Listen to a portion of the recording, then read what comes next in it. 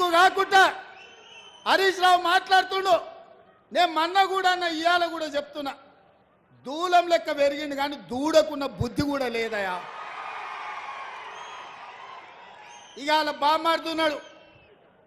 ఇక ఆయన చాలా మాట్లాడుతుండు. ఆ పేడమూతి బోడలింగానికి నేను చెప్పదలుచుకున్నా, అరే సన్నాసి, మీ ఇద్దరిని బిల్లారంగా అన్నాం. బీఆర్ఎస్ అంటేనే బిల్లారంగా సమితిరా, దొంగలరా, తోడు దొంగలరా మీరంతా. ఈ రాష్ట్రాన్ని దేశాన్ని కొల్లగొట్టిన దొంగలరా. మీ అయ్యొక్క చార్లే శోభారాజురా.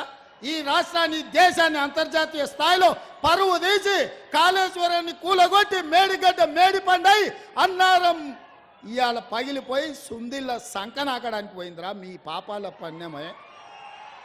ఇట్లాంటి పాపాలు చేసి ఇలా రాజీవ్ సాగర్, ఇందిరాసాగర్ ప్రాజెక్టులు మనం కడితే సీతారామ ప్రాజెక్టు, భక్తరామదాసు ప్రాజెక్టు అని పేర్లు మార్చి 1000 కోట్లు కొల్లగొట్టి ఖమ్మం జిల్లాకి ఇవాళ తాగడానికి నీళ్లు లేని పరిస్థితులు కల్పించిన దరిద్రులారా, మీరు వచ్చి మా గురించి మాట్లాడే. ఇక మీ జిల్లాల వాళ్ళకు చప్రాసి ఉన్నాడు, ఒంటికన్ను శివరాసన్. ఒంటికన్ను శివరాసన్ ఎవరో తెలుసు కదా మీ జిల్లాల.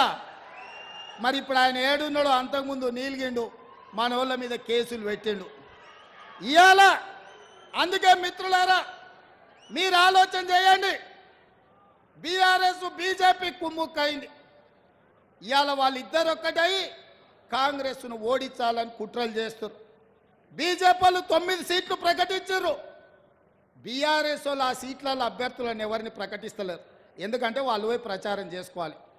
బీఆర్ఎస్ వాడు కూడా 4 సీట్లు ప్రకటించాడు.